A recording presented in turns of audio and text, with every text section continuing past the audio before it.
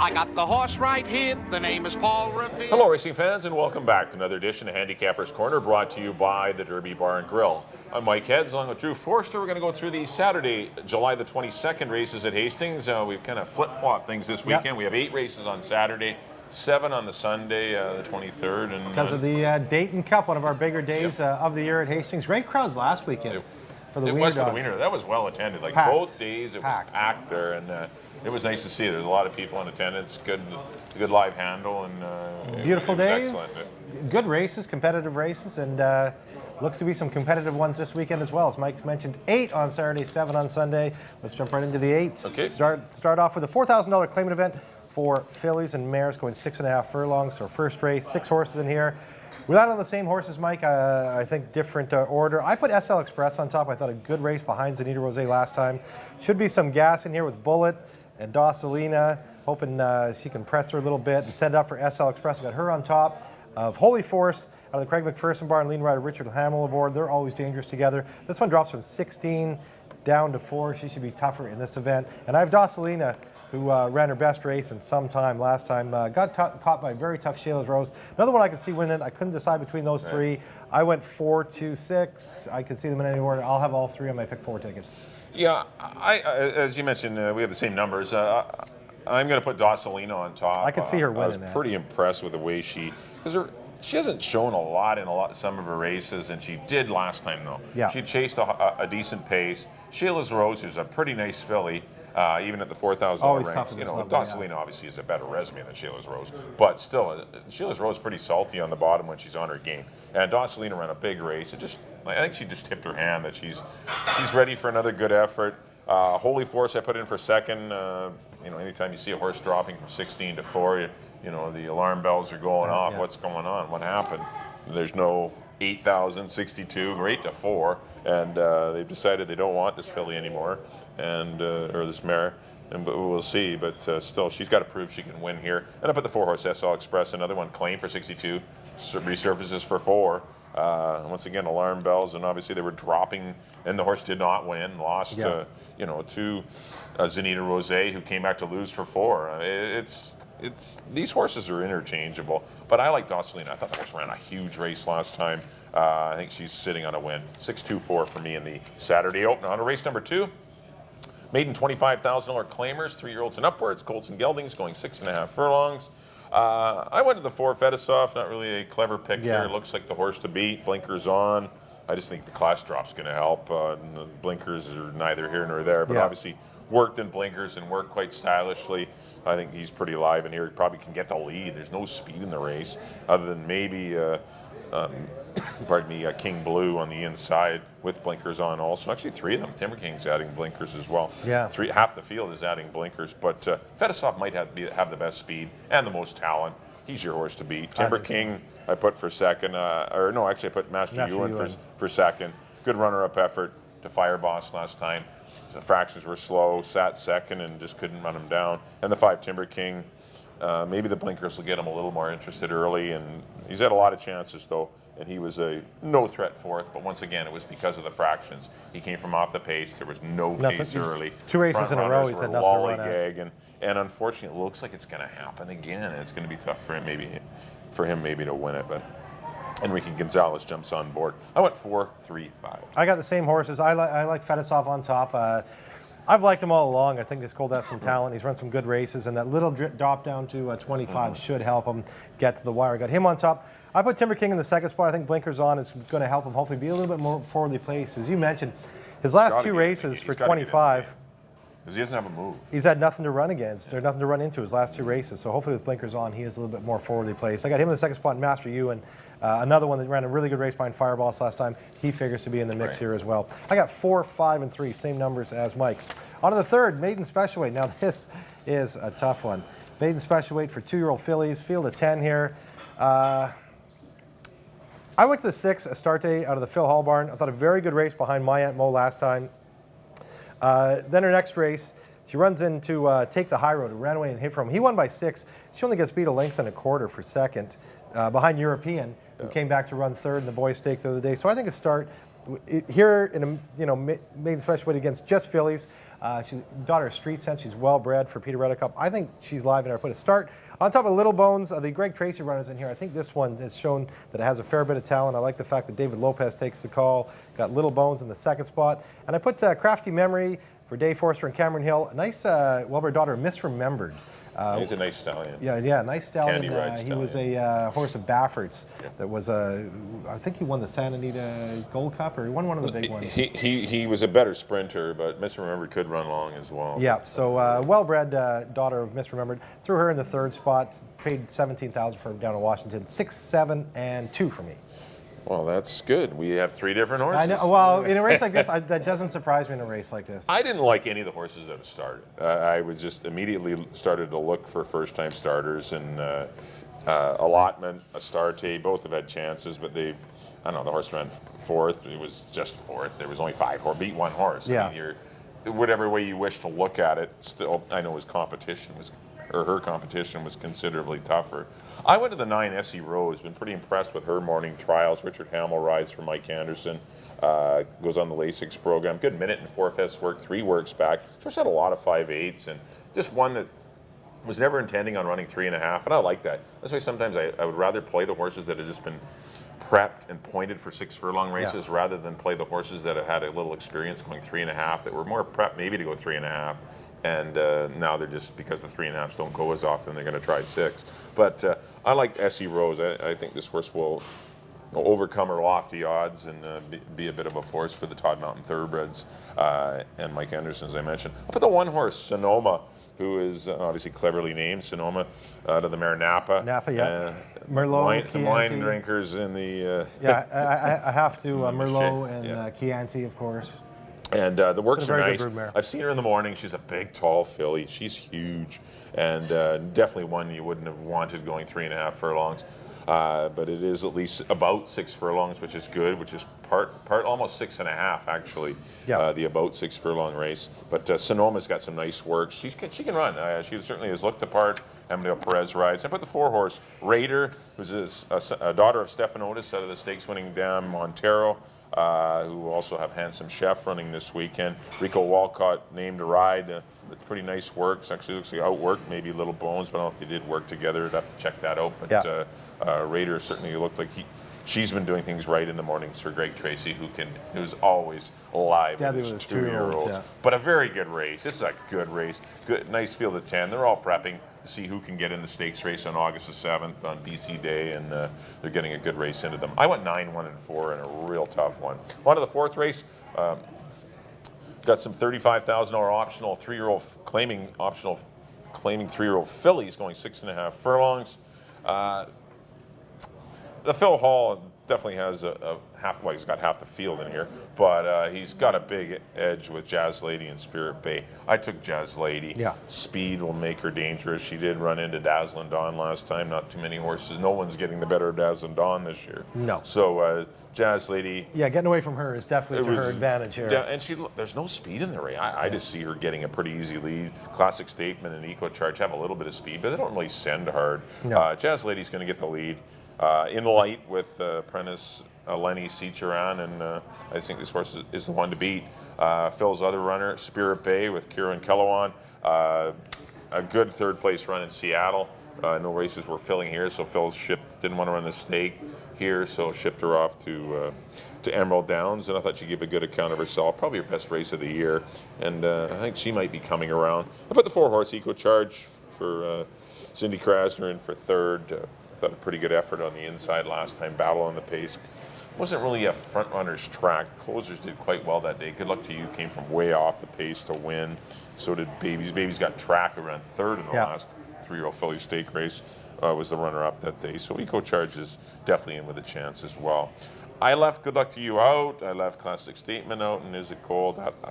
They're all eligible, but I went 2, 6, and 4. I really like Jazz Lady. Yeah, I got Jazz Lady. I see the race same as you, Mike. I mean, who's going to go with her? No, she's going to get the lead. Nobody's that quick. She gets the lead. She's going to be very tough. I got her on top. I went the other way, though. I got Eco Charge in the 2nd spot. I thought some very good races this year. Yep. Off the bench. Her first 3 races were extremely good.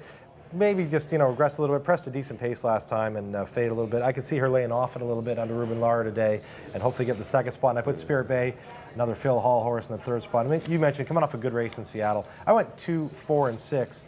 In the fourth, on to the fifth. 3 and up for 12.5, going 1 mile and a 16th. Field of 9 in here. Get this spread out. I went to the 6, Awesome Slate, just one for 12.5, back in for 12.5. Figures to be a handful in here. Most of the horses that are on form are coming up, like Citron Kid, just got a 68 bar, but that was for 62.50. Step Up for Money just won, that was for 62.50. I like Awesome Slate, he just won at this level. I got a 76 bar, that stands out.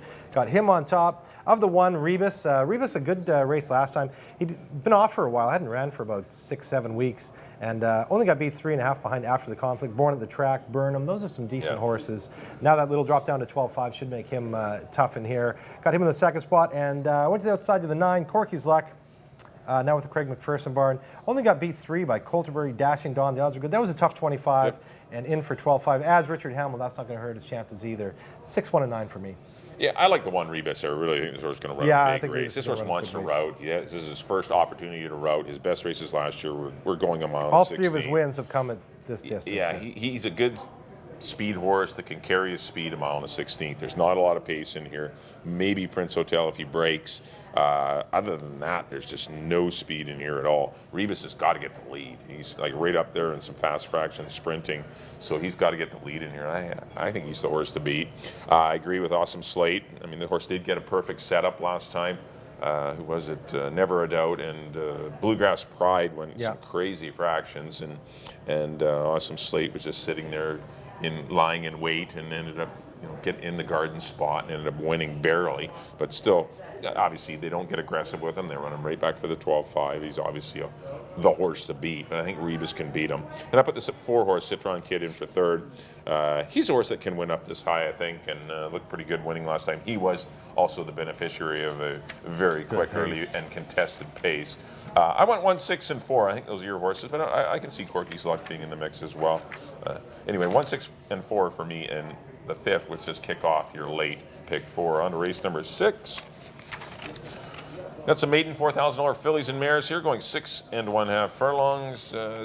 Obviously, not the most reliable types in here. We got a boatload of them here. We got 11 of them heading to the starting gate. I went with the 2 Miss Napoli. Richard Hamill re-rides for Anita Bolton, and I thought the horse was really compromised at the start last time. Had no chance.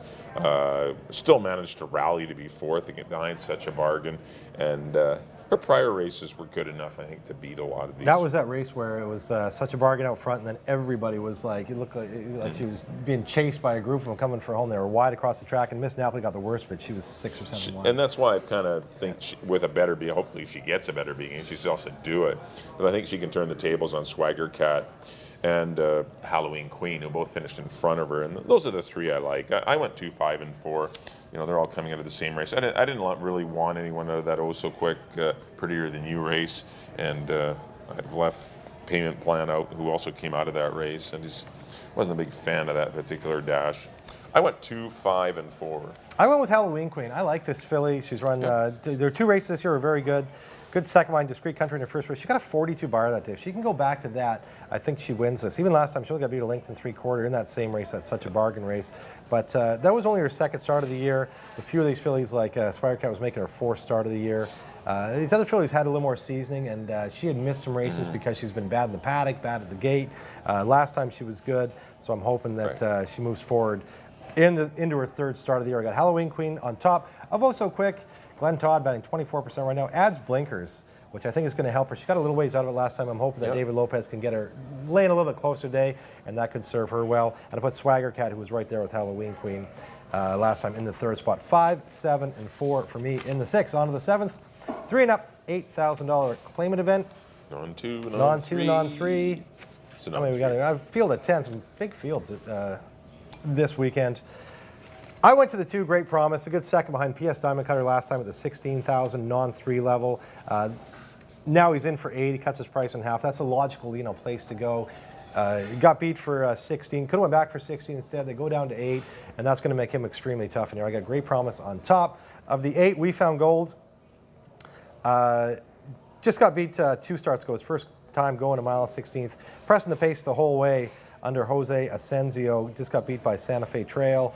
Then last time something fell apart. Now he goes to 8, adds leading rider Richard Hamill. Him and Mike always very tough together. So I put him in the 2nd spot. In the 3rd spot I put Peace Arch. He's always been really competitive right here. You go back at his form, you know, 2nd beat a neck, 2nd beat a neck, 3rd beat 4. Went to the 4, got his non-2. Fits well in this non-3. Amadeo Perez back aboard, 2, 8, and 3 for me. Yeah, I see it the same way. Great promise, definitely the horse to beat. Class drop, going to get a pace. It looks like you got Humphrey Lad from the rail that has some sprint speed. Gas, Peace Arch likes to go. Remember Me Softly. Footman went out there last time. We Found Gold has speed. Jackson Teller went fast. There's a half a dozen horses in here that want to be near the lead. So the pace, all you need is like 2 or 3 of them, yeah. And not the Great Promise needs like a 46-2 opening half, but no one's going to get away cheap on the head end is what I mean. And that's all Great Promise needs, and I think he's going to be tough. But the 3-horse Peace Arch in for 2nd. They took advantage and dropped him in for 4. There's no one really claiming those type of horses anyway. No mistake, yeah. No, I mean the horse won comfortably, and they jumped back up to 8, and he's going to be pretty solid. He fits, This horse is really live in here, as is We Found Gold. That horse, throw the last race out, something went off the rails, as you mentioned, and he's way better than that. He was a favorite in that non-2, non-3, 16, and obviously got beat a million lengths, but still, he can rebound. So I went 2, 3, and 8 in the 7th. On the 8th and onto the 8th and final, $25,000 older horses. Nice little finale race, going a mile and a 16th. Field of 7. I went to the 3, Brass and Gold. I thought a good effort first time out going along. The pace scenario was comfortable but not hot. Bluegrass Angus and the winner Dashing Dawn were kind of tracking each other, and they really never, it wasn't a killer pace, and they ran on. I just see with Susan's Day in here, things could get a little more interesting, and Brass and Gold being his 2nd race going along might be better. And I put the 6 Bluegrass Angus in for 2nd, and the 1 Square Dancer, who I wouldn't be surprised if he won or if he ran 4th. Yeah, I know. I don't know what to do with Square Dancer. When horses fall off for him, it's really tough, even if they're dropping in for 25, to fall in love with them, especially at 6-5, which he may be. Yeah. So I went 3, 6, 1. I got the same horse. I got the reverse horse. I did go with Square Dancer. I mean, hasn't seen a claimant event since arriving here. He hasn't been in a claimant race since he ran an Emerald 3 years ago or whatever it was. Yeah. So now back in for 25. I'm hoping that wakes him up and should be competitive here. I got him on top of Bluegrass Angus. One you mentioned has got to be respected in here. Good 2nd last time behind Dashing Dawn, and I put Brass and Gold in the 3rd spot. I'll have all 3 of those in my late pick 4. That'll do it for our analysis of the Saturday card. Up next on screen will be picks. Mike, as always, you're up first. Back in race number 1, I went to the 6-horse, Docilina. I kind of like her a lot. I went 6, 2, and 4. Race number 2, I went to the 4, Fedosov, 4, 3, 5. Race number 3, I went to the 9, S.E. Rose, a tough little 2-year-old race for fillies. 9, 1, and 4 for me in the 3rd. Race number 4, I went to the 2, Jazz Lady, over the 6, Spirit Bay. 2, 6, 4. Race number 5 went to the 1, Rebus. I like him a lot. 1, 6, and 4 for me in the 5th. On to the 6th, I went to the 2, Miss Napoli. 2, 5, and 4, but they are, of course, interchangeable. Race number 7, I went to the 2, Great Promise, over the 3, Peace Arch, and the 8, We Found Gold. I think all 3 are very competitive in there as well. No standout in the 7. And the 8th and final, I went to the 3, Brass and Gold, over the 6, Bluegrass Angus, and the 1, Square Dancer. On to my picks. There we go. Back in the 1st, I went to the 4, SL Express, over the 2 and the 6. In the 2nd, I agree with Mike. I like this horse a lot. The 4, Fedosov, over the 5 and the 3. In the 3rd race, I went to the 6, Astarte, over the 7 and the 2. In the 4th, I agree with Mike on the 2, Jazz Lady. She looks to be very tough in there, over the 4 and the 6. The 5th race, I went to the 6, Awesome Slate, looking to back-to-back wins at the 12-5 level, over the 1 and the 9. In the 6th, number 5, Halloween Queen, over the 7 and the 4. And in the 7th, I agree with Mike on number 2, Great Promise, over the 8 and the 3. In the nightcap, I went to the People's Horse, number 1, Square Dancer, looking to get back in the winner's circle, over the 6 and the 3. Well, thanks everyone for tuning in to Handicappers Corner, and that'll do it for the Saturday, July the 22nd edition. Quick reminder, of course, racing does resume on Sunday with a 7-race program starting at 1:50. Of course, on Saturday, first race goes at 1:50 as well. Lots of simulcasting going on. It's a great time to be a simulcast fan. You got Del Mar in California and Saratoga and upstate New York. So 2 great meets going on. You see a lot of nice horses running, a lot of nice stakes races pretty much every day. Arrogant. Arrogate will be in. Arrogate's in on, is that Saturday that race? Saturday. Yes, so that's definitely one you want to watch. Maybe the best horse in the world, best horse we've seen for some time is Arrogate running in Del Mar on Saturday. San Diego Handicap, I believe. Yeah. If you can't make it out to the track on, obviously on Saturday or Sunday, obviously the Derby, right here at the Derby Bar and Grill, we have lots of seats available and lots of drink specials, food specials, and lots of television on a lot of the simulcast tracks. So it's a great place to sit and watch the races. Great atmosphere if you're out in the South Surrey area. Well, that'll do it, as I mentioned, for this edition. On behalf of Drew, thanks for tuning in. We'll see you next time here for Handicappers Corner.